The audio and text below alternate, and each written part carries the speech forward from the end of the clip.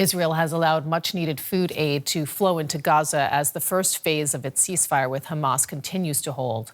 The UN Office for the Coordination of Humanitarian Affairs says that it is seeing a positive impact across all parts of the territory.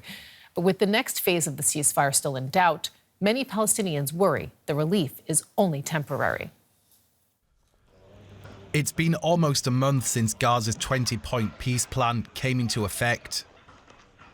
And despite both Israel and Hamas accusing each other of violating the deal, the plan has largely held.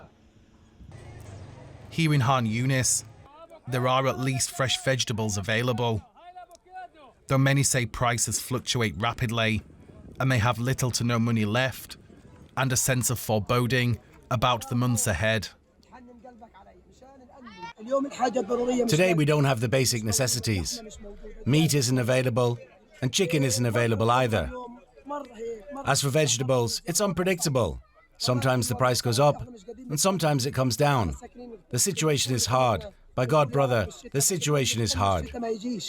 I'm speaking for myself and many other families. No matter how cheap food becomes, people still can't afford it.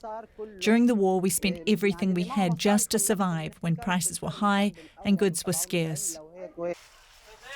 In a report published last Thursday, the UN said more than 24,000 tons of aid have been delivered to the people of Gaza since the start of the ceasefire, but that funding shortfalls remain, as well as problems coordinating with the Israeli authorities.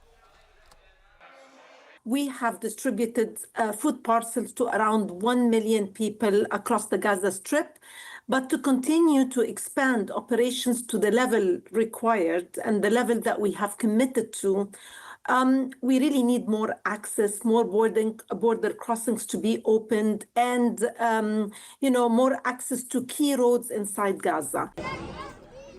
It's also reported that while aid has increased, there has been a significant reduction in looting, perhaps indicating a decline in the scarcity of available food.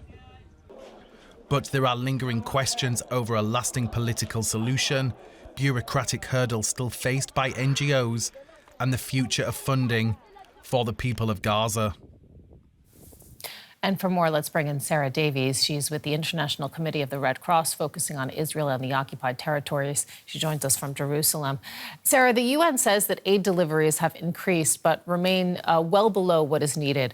Are people in Gaza actually getting the help that they need right now on the ground? Thank you for having me. Of course, there has been improvements across Gaza since the ceasefire came into effect, since hostilities ceased and movement was easier for international organizations. However, many challenges still remain. It really does fluctuate what people can access, what people can afford, what comes in. And it is very difficult for any civilian in Gaza to be sure of what the next day will bring in terms of access to food and dietary diversity. We've heard reports that coordination and access, as you've mentioned there, remain major hurdles for aid groups. What are you seeing as the biggest obstacles your teams are facing, and when it comes to getting assistance to those who need it most? I think there really are so many different challenges. I mean, geographically across Gaza, the piles of rubble that remain, things like the risk of unexploded ordnance, the fact that people are still living in tents, they're still living in makeshift shelters, and people move around. They want to go back to the areas where their homes used to be. They want to be close to, unfortunately, their loved ones who are potentially still buried under rubble in those homes. Those types of challenges are throughout Gaza.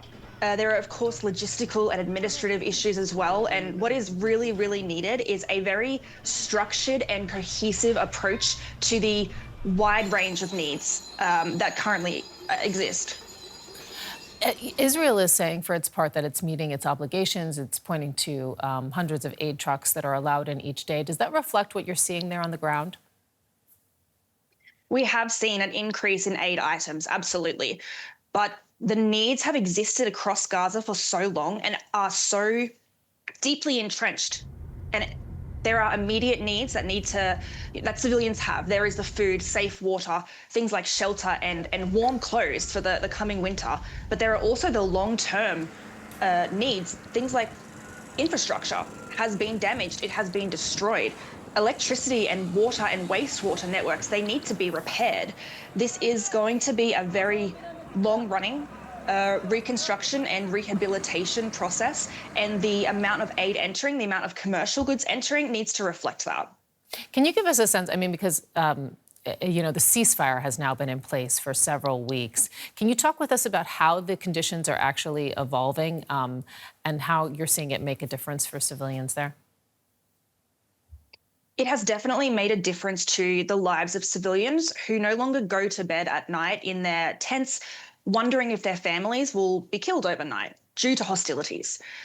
We have seen a drastic decrease in weapon wounded at the Red Cross Field Hospital, but our bed occupancy remains at 170%. People have infections, they have communicable diseases because they still don't have access to the basic and critical services that is needed. Things like safe water. People still don't have hot water to bathe their children. Parents still are not sure if they will be able to access things like simple cold and flu tablets if their child is sick. So the humanitarian situation, it still is very, very catastrophic for people. It is still a challenge every single day, and this needs to change for them. And now we have the fact that winter is coming, shelters, you know, wearing out. Can you just walk us through? I mean, you mentioned a couple things: cold and flu tablets, hot water. What do you see as most urgently needed right now, and what is your message to the international community? I think it's a really difficult question to answer on what is most needed, just because everything is needed right now. The infrastructure for people, but they also need actual shelter that will protect them from the elements like the coming winter. They need blankets, they need jackets, they need shoes for their children. There is simply such a deep need that still exists in all aspects of life in Gaza. There is nothing that has been untouched by this conflict, and people are still dealing with the consequences of that. We will continue to work with other international organizations, with local organizations on the ground to respond to these whenever we need. But this response needs to be structured, it needs to be efficient, and it needs to be holistic. It needs to include everything that is needed, from the immediate needs that civilians have to the long-term rebuilding and reconstruction of the entire Gaza Strip.